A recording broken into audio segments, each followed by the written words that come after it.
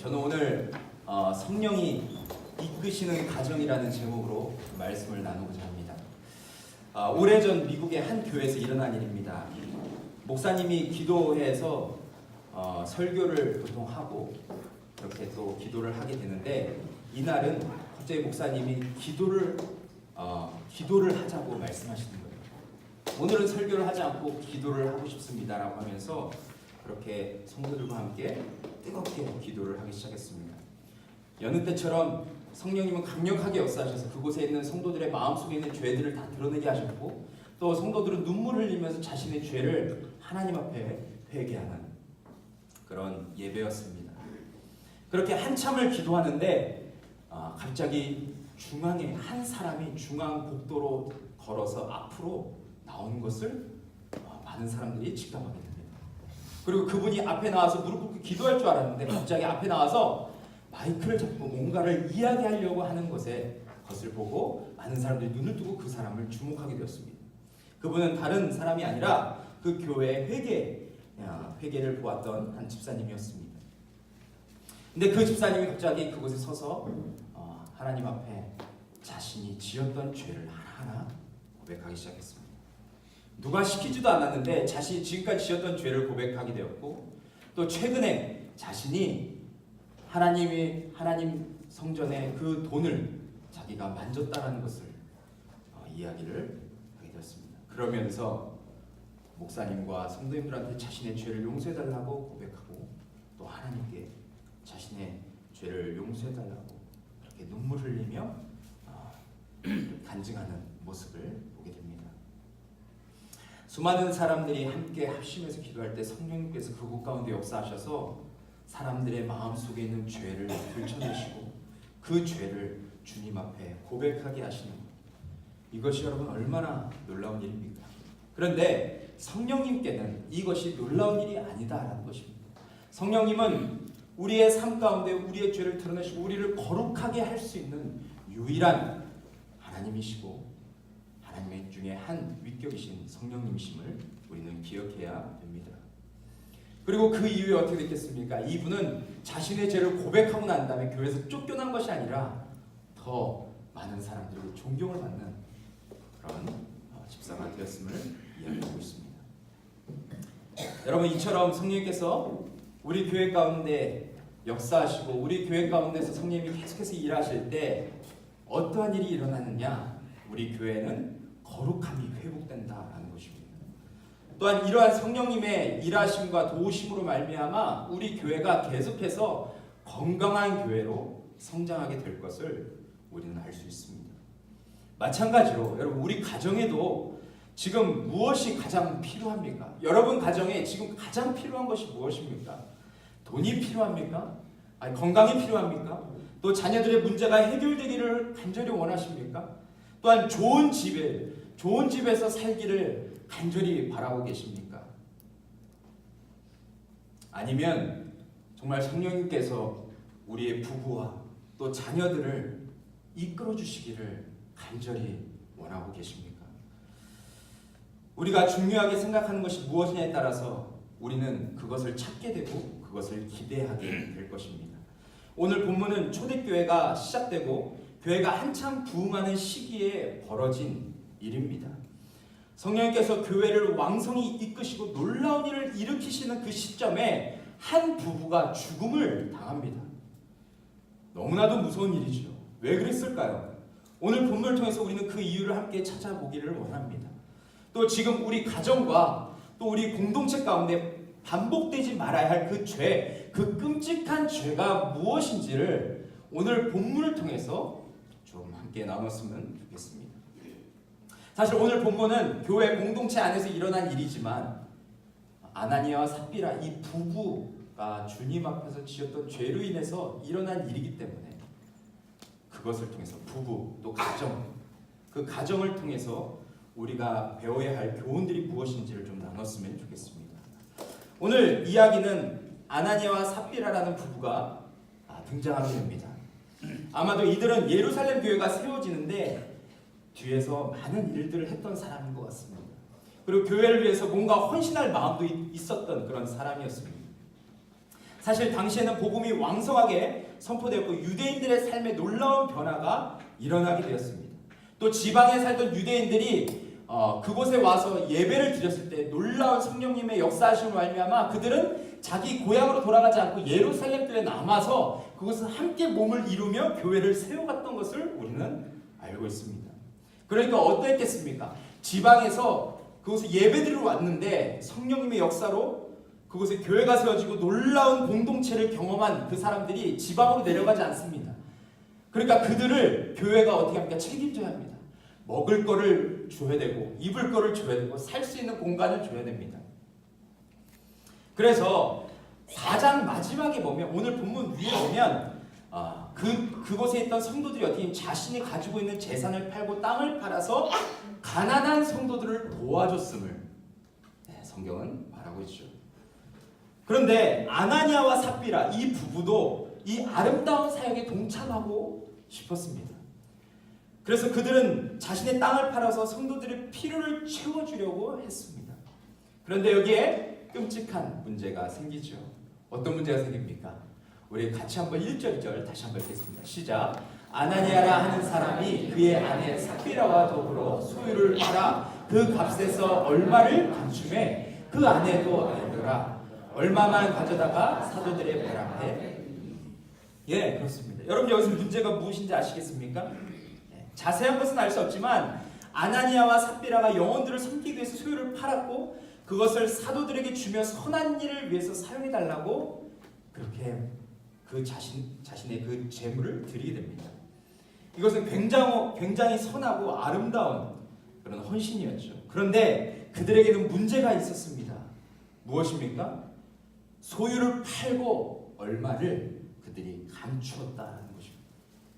아마도 그들은 모든 소유를 팔아서 드리기로 부부가 상의하고 그 제자들에게 이야기했던 것 같습니다. 그런데 왜 그들은 자신의 판 물건 중에서 일부를 숨기고 나머지를 그렇게 드리게 되었을까요?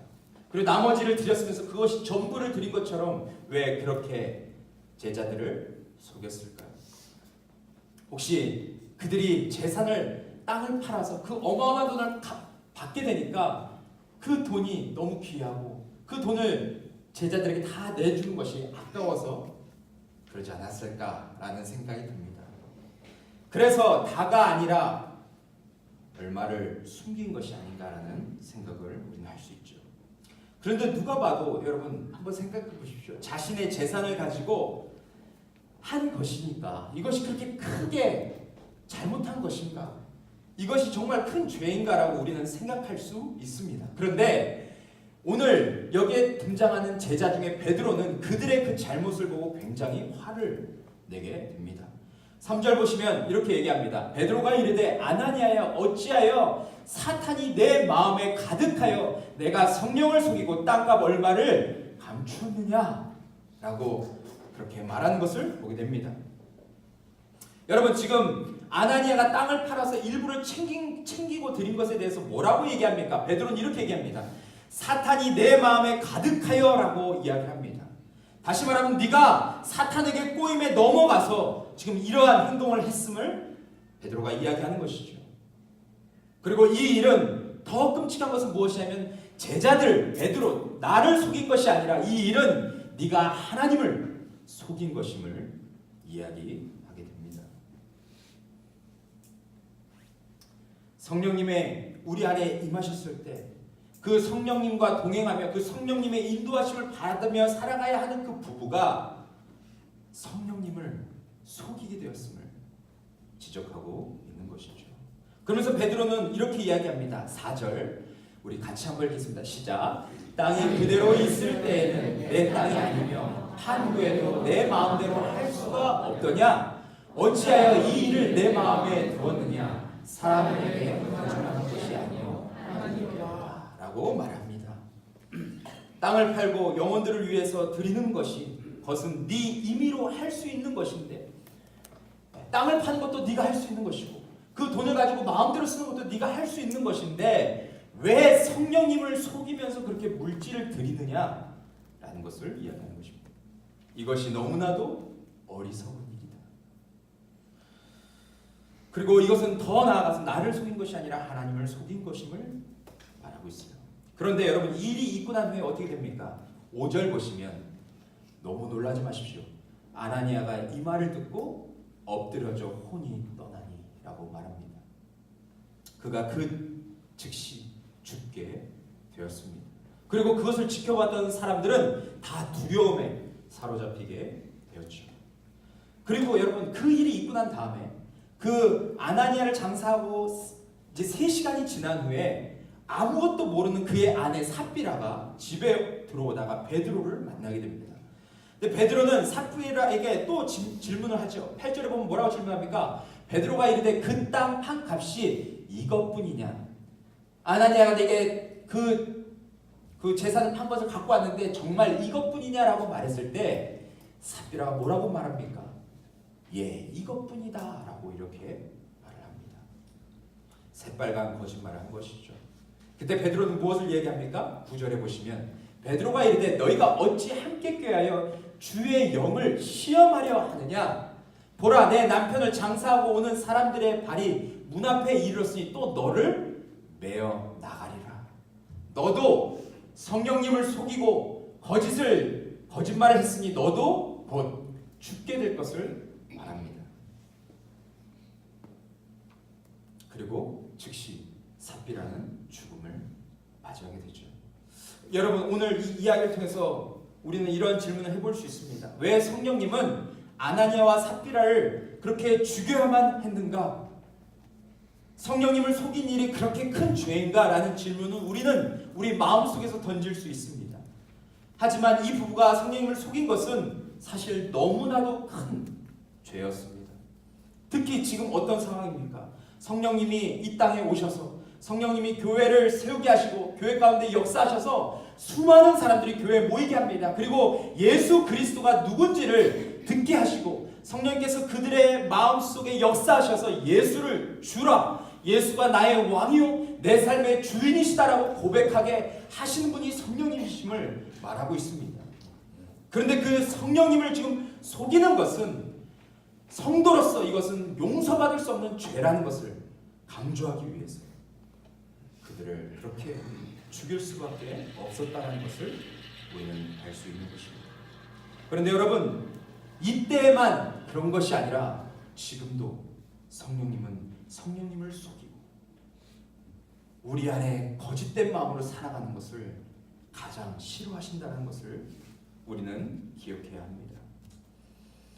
여러분 그렇다면 성령님이 이끄심을 경험하는 가정이 되기 위해서 우리가 기억해야 할 것은 무엇입니까? 오늘 본문을 통해서 우리는 좀 3가지를 나누기 원하는데요.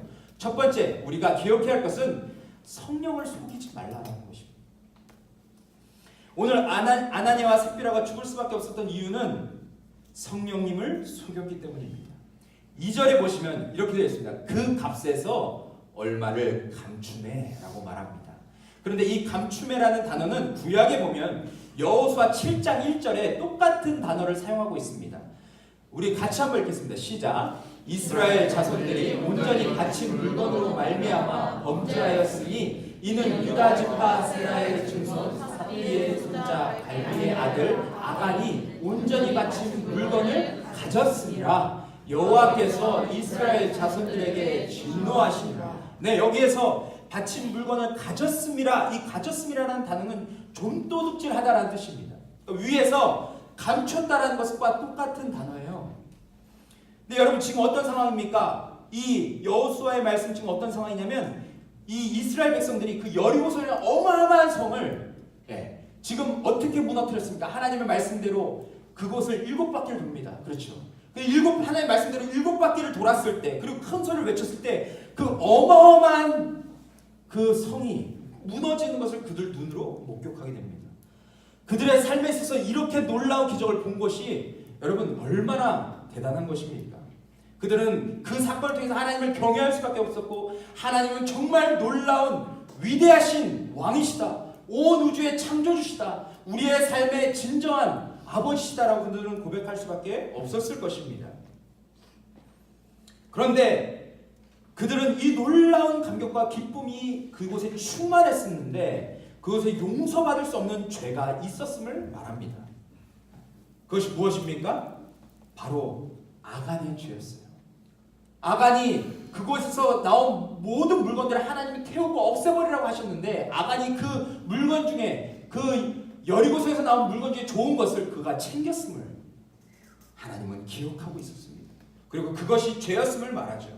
그래서 그 죄로 인해서, 한 사람의 죄로 인해서 그 다음에 아이성이라는 그 작은 성을 함락시키고 그곳에 전투에서 승리할 수밖에 없는 이 이스라엘 백성들이 완전히 무참히 패배하는 것을 경험하게 됩니다. 그래서 하나님은 그 전쟁에서 패배한 그들에게 분명히 무엇이 이 전쟁에서 패배하게 했는지를 말씀하시죠. 우리 여호수아 7장 11절 12절 우리 같이 한번 읽겠습니다. 시작. 이스라엘이 범죄하여 내가 그들에게 명령한 나의 언약을 어겼으며 또한 그들이 온전히 바친 물건을 가져가고 도둑질하여 속이고 그것을 그들의 물건들 가운데 원이라. 그러므로 이스라엘 자손들이 그들의 원수 앞에 능히 맞서지 못하고 그 앞에서 돌아섰나니 이는 그들도 온전히 바친 것이 됨이라. 그 온전히 바친 물건을 너희 중에서 멸하지 아니하면 내가 다시는 너희와 함께 있지 아니하리라. 하나님은 그 죄에 대해서 기억하고 계셨어요. 그래서 뭐라고 말씀하십니까? 그 바친 물건을 너희 중에서 멸하지 아니하면 내가 다시는 너희와 함께 있지 아니하리라 라고 말씀하십니다. 여러분 잘 보십시오. 아간이 하나님의 물건을 숨겼을 때 그것은 결코 작은 죄가 아니었음을 우리는 봐야 합니다. 하나님은 그 죄로 인해서 이스라엘을 축복할 수 없었고, 더 무서운 것은 그들과 함께 있지 않겠다, 내가 그들과 함께 있을 수 없다라고 그렇게 말씀하시는 것을 보게 됩니다. 그리고 하나님은 계속해서 이스라엘 백성들을 데리고 계속해서 전쟁에서 승리할 수밖에 없는 그런 상황 가운데 있었는데, 왜냐하면 전쟁을 승리케 하신 것은 하나님인데 하나님이 이스라엘과 함께 하셨기 때문에 그들은 전쟁에서 승리할 수밖에 없었음을 말하는 것이죠. 그런데 하나님이 더 이상 그들과 함께할 수 없었기 때문에 그들은 승리의 행진에서 멈추게 되는 것을 보게 됩니다. 여러분, 이스라엘 백성들은 40년 동안 광야 생활하면서 하나님이 깨닫게 하신 것이 무엇입니까? 그 짧은 기간 내에 갈 수 있는 그 가나안 땅을 40년 동안 거기서 뺑뺑이를 돕니다. 그런데 그렇게 뺑뺑이를 돌면서 하나님 그들에게 깨닫게 하신 것이 무엇입니까? 바로 하나님이 너희와 함께 하신다는 것입니다. 내가 너희와 함께 한다. 그래서 너희는 내 백성이고 나는 너희의 하나님이야. 하나님과의 그 온전한 관계를 깨닫게 해주시기 위해서 하나님 무려 40년 동안 그 광야를 돌게 하셨다라는 것입니다. 그런데 이 아간의 한 사람의 죄로 인해서 하나님이 그들과 함께 할 수 없다는 이야기를 들었을 때 여러분, 그 이스라엘 백성들의 마음이 어떠했겠습니까? 결국 그들은 하나님이 그 아간을 제비뽑기를 통해서 발견하게 하셔서 그 아간을 결국 돌로 쳐 죽이게 되고 그가 숨긴 모든 물건들을 불로 태우게 됩니다. 그런데 오늘 본문에도 아나니아와 삽비라가 어떻게 됩니까? 그들이 죽음을 맞이하게 됩니다. 왜냐하면 그들이 아간처럼 성령님을 속이고 마음을 정한 대로 행하지 않았기 때문에 그렇습니다. 어떻게 보면 이들의 죄로 인해서 성령의 역사가 잠시 끊긴 것과 같은 그런 느낌을 받게 됩니다. 아간의 죄로 인해서 그들은 승리의 자리에서 패배의 쓴맛을 봐야 했던 것처럼 예루살렘 교회가 지금 성장하는 그 시점에 이 부부로 인해서 교회가 찬란한 영광보다는 교회가 두려움에 지금 휩싸이게 되는 것을 우리는 잘 봐야 합니다. 그런데 베드로는 3절에서 뭐라고 이야기하고 있습니까? 그들의 죄를 명확하게 얘기합니다. 사탄이 내 마음에 가득하여 내가 성령을 속이고 땅과 벌마를 감췄다라고 말하고 있습니다. 바로 그들의 죄의 핵심을 제대로 찌른 것이죠. 여러분, 사탄은 어떤 존재입니까? 그는 성경에서 거짓의 아비라라고 이야기를 합니다. 요한복음 8장 44절 보시면 너희는 너희 아비 마귀에게서 났으니 너희 아비의 욕심대로 너희도 행하고자 하느니라. 그는 처음부터 살인한 자요 진리가 그 속에 없으므로 진리에 서지 못하고 거짓을 말할 때마다 제 것으로 말하나니 이는 그가 거짓말쟁이요 거짓의 아비가 되었습니다 라고 말하고 있습니다. 그래서 사탄은 우리가 늘 하나님께 나아가는 것을 방해합니다. 우리의 마음이 간절해지고 하나님을 찾고 싶고 오늘 정말 하나님을 만나고 싶은 마음이 우리 안에 들 때마다 사탄은 우리의 마음을 혼미케 합니다. 하나님께 나아갈 수 없게 합니다. 그리고 하나님의 일을 감당할 때도 우리의 마음을 혼미케 해서 하나님의 일을 그르치게 만드는 그 일을 사탄이 하는 것이죠. 오늘 아나니아와 삽비라와 똑같은 상황 아닙니까? 그 부부는 처음에 자신의 재산을 팔아서 그 재산을 가지고 그곳에 정말 가난한 영혼들을 돕고자 했을 것입니다. 그래서 그들이 자신들이 판 물건으로 그들이 살아가는 그 모습을 보면서 그들은 기뻐하기를 원했을 것입니다. 성령께서 그들의 마음에 감동을 주셔서 그래서 그 일을 시작한 것 아니겠습니까? 그런데 막상 땅을 팔고 큰 돈을 그들이 만지다 보니까 그들의 마음은 어떤 마음이 들었습니까? 이 돈을 다 드리기는 너무 아깝다라는 마음, 그런 마음이 들었을 것입니다. 사탄이 그의 마음을 혼미케 해서 마음이 다른 곳에 자꾸 빼앗기게 되는 것을 그들은 경험했습니다. 그리고 결국 자신이 다 드리겠다라고 약속을 했지만 그 중에서 일부를 숨기고 부부가 그것을 서로만 알고 제자들과 교회를 속였던 것을 우리는 보게 됩니다. 여러분, 그러나 성경 우리에게 무엇을 말하고 있습니까? 우리의 마음을 지키는 것이 너무나도 중요함을 이야기하고 있습니다. 오늘 이곳에 여러분도 마음을 지켜서 이곳에 오셨다라고 저는 믿습니다. 하나님 앞에 정말 예배 드리고자, 하나님을 알고자, 하나님을 더 깊이 체험하고자 여러분 이곳에 오신 줄 믿습니다. 여러분 오늘 이곳에 오신 것도 여러분 그냥 오신 것이 아닙니다. 성령님께서 여러분의 마음을 지키게 하셨기 때문에 오늘 이 자리에 오셔서 여러분 앉아 계신 줄 믿으시기 바랍니다. 여러분 잠언 4장 23절에 뭐라고 얘기합니까? 모든 지킬 만한 것 중에 더욱 내 마음을 지키라. 왜 그랬습니까?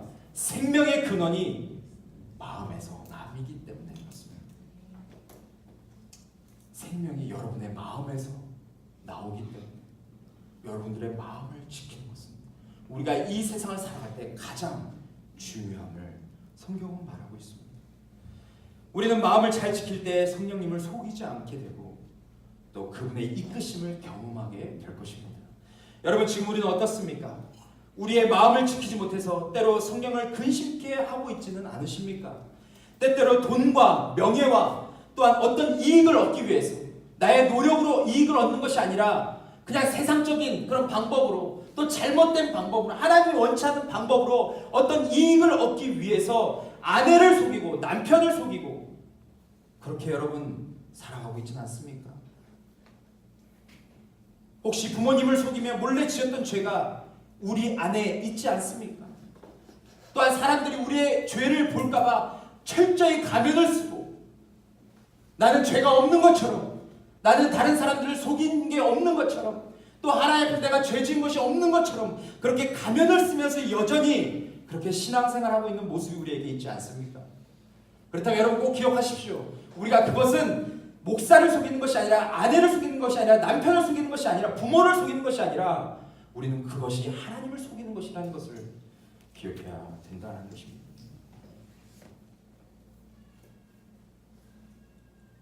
저는 오늘 말씀을 통해서 성령님께서 우리 내면 깊숙이 자리 잡고 있었던 죄를 보여주시기 원합니다.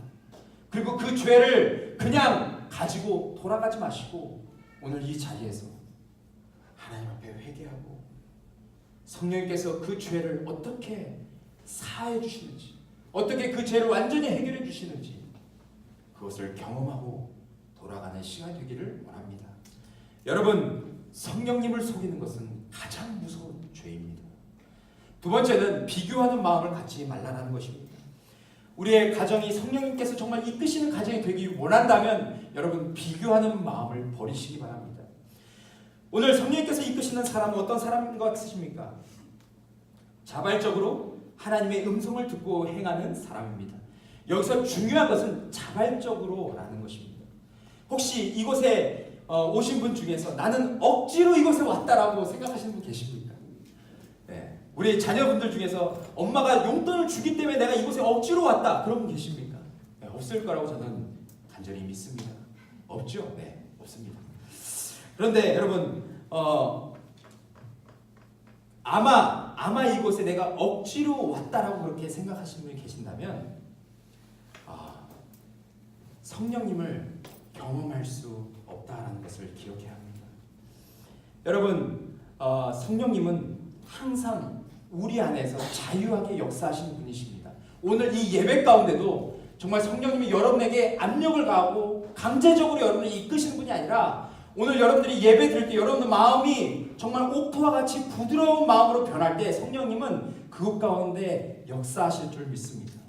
하나님 성령님 우리 안에 자유하게 역사하시는 분이십니다. 그리고 우리에게 원하시는 것을 우리가 자발적으로 그분의 음성에 따라 순종하며 살기를, 그리고 그분을 선택하기를 성령님은 원하십니다. 오늘 아나니아와 삽비라에게도 성령님은 기회를 주셨습니다. 그들의 삶을 통해 누군가의 필요를 채워지고 또 예수 그리스도를 믿고 받아들이기를 성령님은 원했을 것입니다. 또한 이들의 헌신과 희생을 통해서 주님의 몸된 교회가 아름답게 세워지기를 원했을 것입니다. 그런데 이들의 헌신의 동기는 처음부터 잘못되었음을 우리는 알 수 있습니다. 이들은 분명히 좋은 성도였다고 저는 생각을 합니다. 하지만 이들의 마음속에는 이러한 마음이 들지 않았을까요? 본문 바로 위에 보면 사도행전 4장 36절 37절에 이런 말씀이 나와 있습니다. 우리 같이 한번 읽겠습니다. 시작. 구브로에서 난 레위족 사람이 있으니 이름은 요셉이라. 사도들이 일컬어 바나바, 번역하면 위로의 아들이라 하니 그가 밭이 있음에 팔아 그 값을 가지고 사도들의 발 앞에 두니라. 여러분, 이 말씀이 오늘 본문 아나니아와 삽비라가 밭을 팔아서 제자들에게 드리기 전에 바로 이 일이 일어났습니다.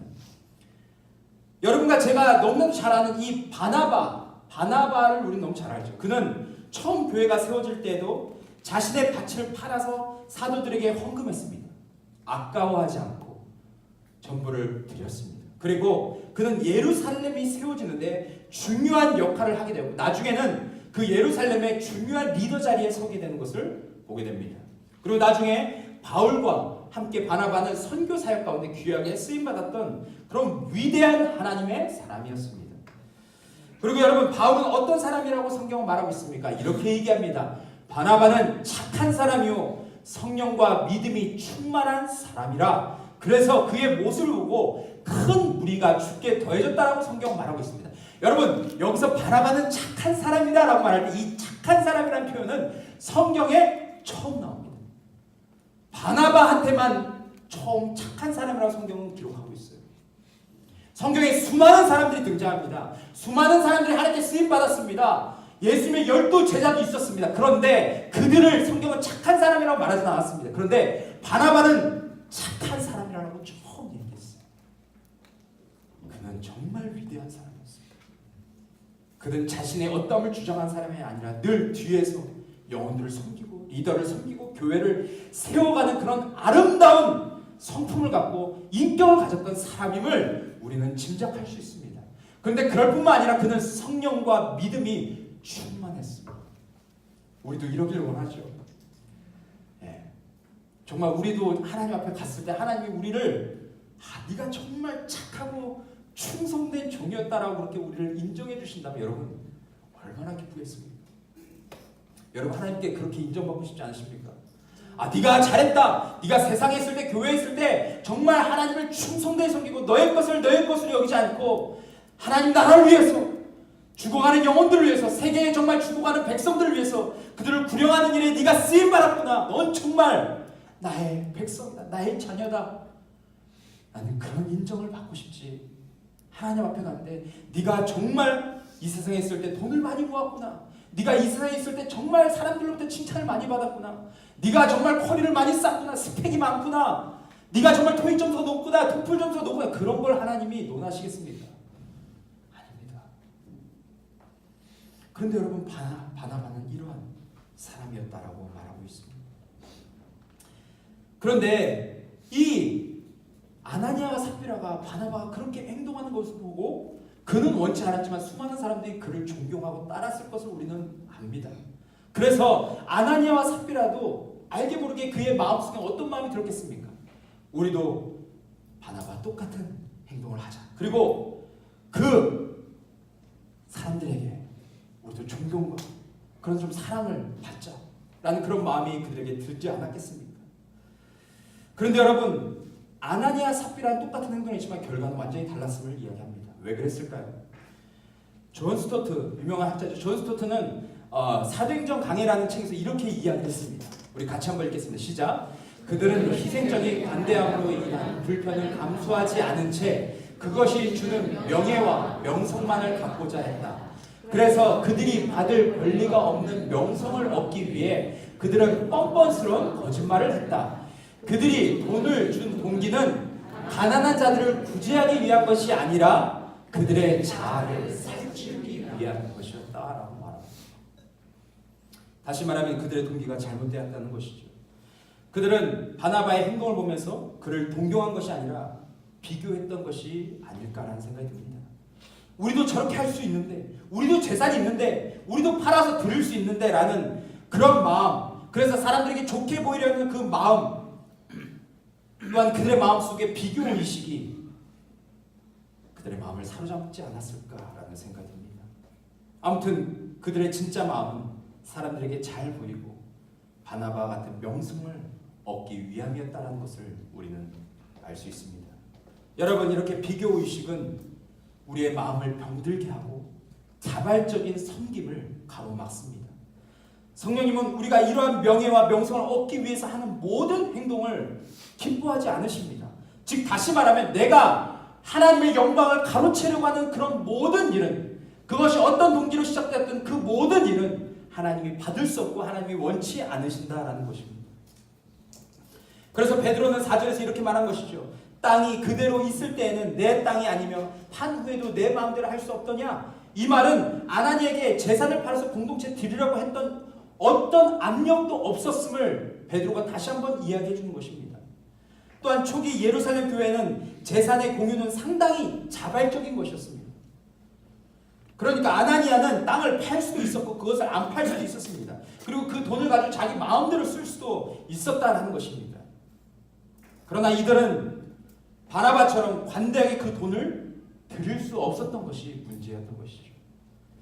그들은 자신의 물질을 드림으로 칭찬을 받고 자신의 행위에 대해서 인정받고 싶은 마음이 있었기에 결국 그들의 마음에 후하게 드리지 못해서 돈을 숨겼던 것을 우리는 보게 됩니다.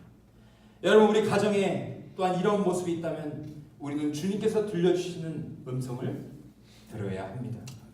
다른 사람들과 비교해서 내가 더 나아 보이려고, 내 공로를 인정받으려고 하는 모든 모습은 우리 공동체를 세우기보다 오히려 공동체를 무너뜨린다는 것입니다. 우리 가정을 세우기보다 우리 가정을 무너뜨립니다. 그래서 정말 다른 부모보다 내가 낫잖아, 내가 다른 부모보다 너한테 더 잘해줬잖아, 이렇게 비교하며 살아가는 그런 모습들은 오히려 좋은 일도 다 그르치게 만든다라는 것입니다. 그리고 더 중요한 것은 비교의식은 성령님의 일을 가로막는 이름을 우리는 기억해야 합니다.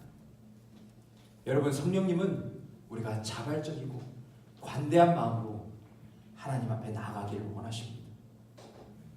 우리 가정에서 우리 자녀들이 공부를 하든, 또 우리 부모님들이 일을 하든, 또 자녀들이 부모님을 섬기든, 또 부모님이 자녀에게 사랑을 표현하든 그 모든 행위가 억지로가 아니라 성령님께서 이끄시는 대로 행할 때 우리 가정은 지금보다 훨씬 더 아름답고 주님이 원하시는 그런 복된 공동체가 될 줄 믿습니다. 마지막 세 번째는 전적으로 하나님께, 성령님께 순종해야 된다는 것을 말하고 있습니다. 마지막으로 우리 가정을 성령님께서 이끄시길 원한다면 우리는 전적으로 그분께 순종해야 합니다. 하나님은 항상 우리의 전부를 요구하시지 여러분 일부를 요구하시는 분이 아니십니다. 또한 성령님은 당장 우리의 순종을 요구하시지 내일 아니면 다음 주 미루는 순종을 성령님은 원치 않으십니다. 그래서 성경을 보면 하나님은 늘 전부를 드리는 자들, 아까워하지 않고 하나님께 즉시 하나님을 하나님의 말씀에 순종해서 즉시 드리는 자들 통하여서 놀라운 일들을 이루시는 것을 우리는 보게 됩니다. 예를 들어서 예수님의 제자들도 자신의 전부를 주님께 드리고 가족도 버린 채 예수님을 쫓았을 때 그들은 우리는 결국 주님께 귀하게 쓰임받는 제자가 됩니다. 또한 성경에 보면 삭개오도 자신의 물건에, 자신의 재산의 대부분을 가난한 자를 위해서 나눠주는 것을 보게 되고, 아이의 도시락, 오병이어 기적을 통해 아이의 도시락, 그 도시락을 통해서 오병이의 기적을 일으키는 하나님의 그 능력을 우리는 보게 됩니다. 또 향유옥합, 그 귀한 옥합을 예수님 머리에 깨서 붓는 그 여인을 통해서 주님이 뭐라고 말씀하셨습니까? 복음이 전해지는 곳마다 이 여인의 믿음이 드러나리라 라고 말씀하셨습니다. 그렇죠. 또한 바나바의 희생, 바울의 삶, 예수님을 믿는 자를 핍박했던 그 바울이 부활하신 예수님을 만나고 그의 삶 전체를 주님 앞에 드리고 마지막 순교하기까지 그는 기꺼이 그의 모든 삶을 주님 앞에 드렸을 때, 주님은 그 바나바와 바울을 통해서 전 세계에 복음이 전해지는 중요한 역할을 감당해 하셨음을 우리는 보게 됩니다. 여러분 잘 생각해 보십시오.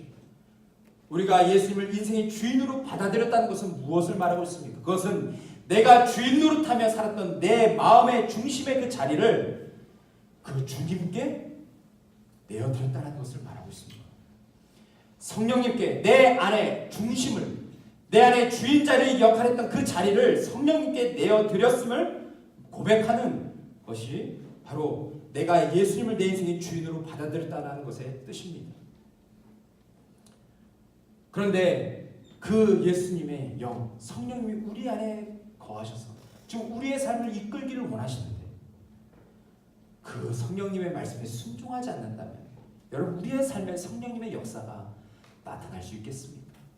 구약에 나타나는 그 수많은 기적과 신약에서 예수님과 함께 동행했던 제자들이 일으켰던 그 수많은 놀라운 기적들이 오늘 우리의 삶 가운데도 일어날 수 있음에도 불구하고 우리가 성령님의 말씀에 순종하지 않는다면 그 일들은 하나도 일어날 수 없음을 우리는 기억해야 될 줄 믿습니다. 우리가 성령님께 전적으로 순종하지 않고는 성령님은 일하실 수 없습니다. 저는 오늘 말씀을 묵상하면서 참으로 하나님이 너무하시다라는 생각이 제 마음속에 들었습니다. 아나니아와 삽비라가 베드로를 속이고 성령님을 속인 것 잘못된 것이긴 하지만 그들에게 하나님이 좀 기회를 주시면 얼마나 좋을까라는 생각이 들었습니다. 바로 그렇게 쳐서 죽이셔야만 했을까? 베드로도 예수님을 3번 부인하고 그랬지만 3번 부인했지만 주님께서 그 낙심 가운데 사로잡혀 있는 그에게 찾아가서 그를 회복시켜 주실 때 베드로가 마지막까지 주님의 증인으로 삶을 살게 되잖아요. 그러한 은혜가 그들에게 주어졌으면 얼마나 좋았을까라는 생각이 들었습니다. 그런데 오늘 말씀은 하나님께서 아나니아와 삽비라를 희생시키면서까지 모든 사람들에게 꼭 들어야 할 진리를 말씀하시기 위해서 그들을 희생시키셨다는 것을 우리는 보게 됩니다. 우리가 5장 11절에도 말하고 있는데 온 교회와 이 일을 듣는 사람들이 다 크게 두려워하니라라고 마지막 이야기를 합니다. 하나님은 이 일을 통해서 온 교회와 모든 사람들이 반드시 들어야 할 것이 있는데 그것은 뭐냐? 우리가 주님을 믿고 살아가는 그 여정 가운데 어떠한 일이 있어도 성령님을 속이면 안 된다는 것을 말하기 위해서 아나니아와 삽비라를 희생시킨 것임을 우리는 기억해야 합니다. 이 말씀은 지금 초대교회에 있는 그 교회 성도들과 그곳에 있는 수많은 사람들에게만 전해지는 말씀이 아니라 어찌 보면 지금 이 시대를 살고 있는 우리에게도 우리가 두려움과 떨림 가운데 받아야 될 말씀임을 우리에게 전해주고 있습니다. 이것이 성령님이다라는 책이 있습니다. 거기 A.W. 토저는 이렇게 얘기했습니다. 우리 이 말씀도 좀 같이 읽도록 하겠습니다. 시작. 그러므로 하나님의 기쁜 뜻을 헤아리며 순종하라. 그러면 그분은 이제까지 오랫동안 우리에게 평안을 주셨던 세상의 것들을 거두어가실 것이며 우리가 오직 성령님의 위로만 의지하고 도우실 것이다. 또한 그분은 이제까지 우리를 가렸던, 여기 좀 크게 읽겠습니다. 시작. 가면을 찢어내어 우리가 얼마나 부패했는지 드러내 주실 것이다. 그때 비로소 우리는 심령이 가난한 자는 복이 있다라는 주님의 말씀의 깊은 뜻을 깨달을 것이다. 언제 그렇게 된다고? 우리가 성령님께 순종할 때. 우리가 성령님께 순종할 때 이러한 일이 일어남을 말하고 있습니다. 우리의 가정과 교회가 성령님을 전적으로 인정하고 순종할 때 그때 하나님이 우리의 공동체에 개입하실 것입니다. 또한 우리 가정 가운데 개입하실 것입니다.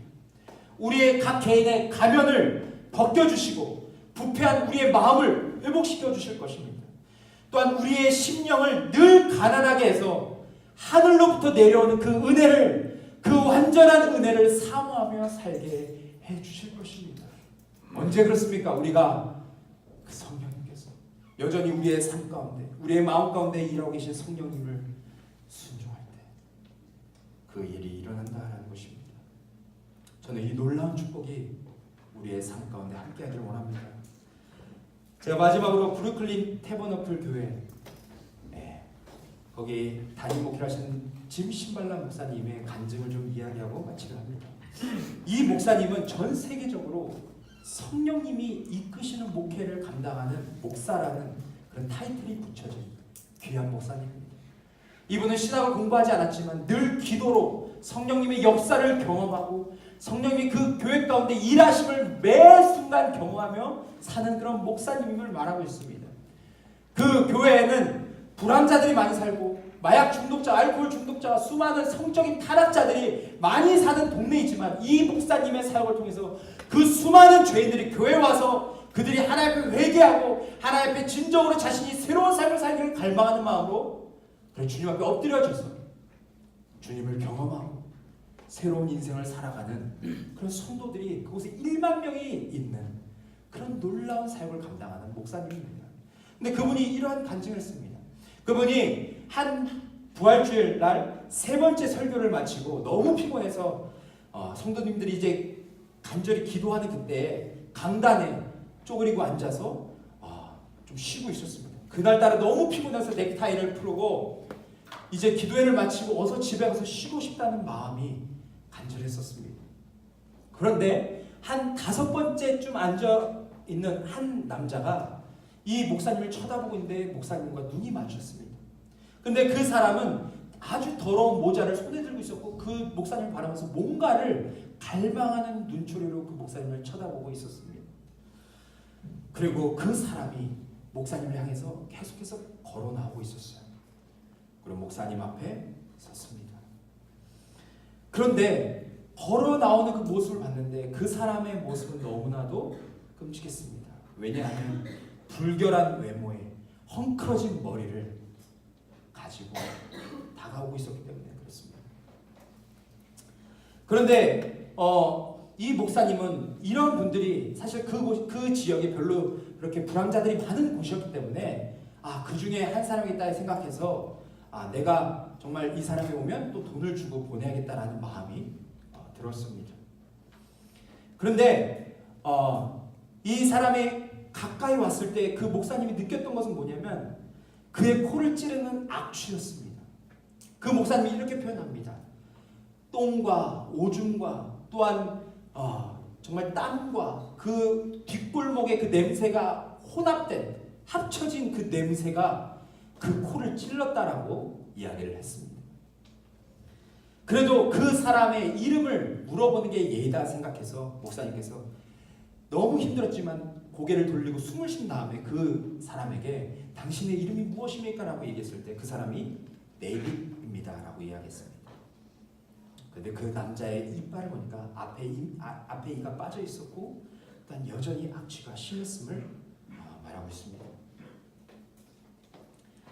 그래서 이 목사님이 이제 이름도 알았으니까 이제 지갑을 펴서 한 5불 정도를 그 사람에게 주고 빨리 보내려고 했습니다. 그래서 지갑을 열고 돈을 꺼내서 그 사람에게 건네려고 하는데 그 사람이 오히려 이 목사님의 손을 밀면서 이렇게 이야기를 하는 것입니다. 저는 당신의 돈을 원하지 않습니다.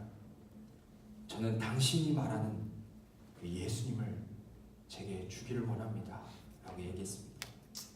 그 순간 그 목사님은 데이빗에 관한 모든 것을 잊어버렸다라고 말합니다. 왜냐하면 그 순간 기도가 필요했던 사람은 바로 짐신발란 자신이었기 때문이었습니다.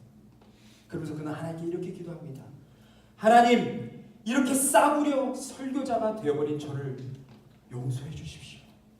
예수님을 찾는 사람을 저에게 보내주셨는데 저는 그저 몇 달러 쥐어주고 쫓아버리려고 했습니다. 하나님, 저를 도와주세요. 저를 불쌍히 여겨주세요. 라고 그렇게 기도했는데 하나님께서 그를 사랑으로 안아주셨다라고 그는 표현합니다. 그리고 자신이 그렇게 하나님 앞에 너무 찔리고 죄송스럽고 죄된 마음에 눈물을 흘리고 있는데 그 데이빗이라는 그 청년이 그에게 와서 안기고 같이 부둥켜 서로 울었다라고 이야기를 합니다.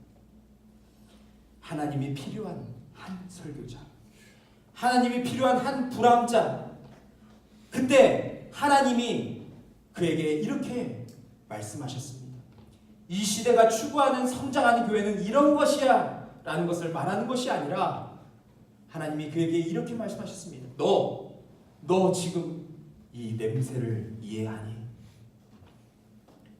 너 이 냄새를 사랑하지 못한다면 나는 너를 사랑할 수 없어. 왜냐하면 온 세상이 이런 냄새를 내게 풍기기 때문이야. 이 악취가 나는 세상을 위해서 나는 그들을 버리지 않고 오히려 내 아들을 보내서 죽게 만들었어. 그 성령님이 그러한 음성을 이 목사님에게 들려주셨는데 그는 한없이 그 청년을 껴안고 울게 되었고, 그리고 그 청년의 그 악취가 그의 인생에 있어서 가장 향기로운 냄새였다라고 그는 고백하게 됩니다. 저는 이 간증을 통해서 성령님의 인도하심을 사모하는 자에게는 소망이 있음을 다시 한번 깨닫게 되었습니다. 성령님께서 역사하실 때 한 사람이 변화될 수 있고 한 사람의 인생이 달라질 수 있음을 저는 확실히 믿게 되었습니다. 또한 목회자의 삶도 그렇습니다. 목회자로 해서 늘 거룩한 삶을 살 수 있는 것이 아니라 목회자가 늘 변절되려고 하는 그 순간순간마다 성령님은 그 목회자를 붙드시고 그 목회자가 변절되는 길로 나아가지 못하도록 늘 주님이 원하시는 길로 이끄시는 분이 바로 성령님이심을 저는 다시 한번 이 간증을 통해서 깨닫게 되었습니다. 여러분, 매 순간 우리 가정 안에서도 사랑할 수 없는 사람들을 사랑할 수 있는 것, 우리 교회 공동체, 우리 작은 공동체, 우리 교회 안에서도 정말 내가 용서할 수 없고 용납할 수 없는 사람들을 내가 용서하고 용납할 수 있는 것, 그것은 내 힘으로는 불가능하다는 걸 여러분 아십니까? 그래서 우리는 우리 안에서 역사하시는, 우리 마음의 중앙에 자리 잡고 우리 삶을 인도하기를 원하시는 그 성령님께 우리의 삶을 내어드릴 때 우리는 용서할 수 없는 사람을 용서하고 사랑할 수 없는 사람을 사랑할 수 있음을 우리는 기억해야 될 줄 믿습니다. 여러분, 우리의 가정은 어떻습니까? 정말 성령님이 우리 가정을 이끌고 계십니까? 성령님께서 우리 공동체를 이끌고 계신다라고 여러분 생각하십니까? 만약에 그렇지 않다면 오늘 한 교회 성도들이 정말 간절히 자신의 죄와 자신의 연약함과 교회 공동체를 위해서 간절히 기도했던 것처럼 우리도 그러한 간절한 심령으로 주님 앞에 기도하며 나아가야 될 줄 믿습니다. 성령님, 우리 남편을 회복시켜 주십시오. 성령님, 우리 아내를 회복시켜 주십시오. 성령님, 우리 자녀들을 이끌어 주시고 우리 자녀들이 정말 세상의 명예와 돈과 그런 것을 쫓는 자들이 아니라 정말 참 가치 있는 것을, 진짜 하나님이 주시는 그 완전한 보물을 쫓는 그런 자녀들이 될 수 있도록 성령님 인도해달라고 정말 그렇게 기도하는 그런 시간이 되기를 간절히 소망합니다.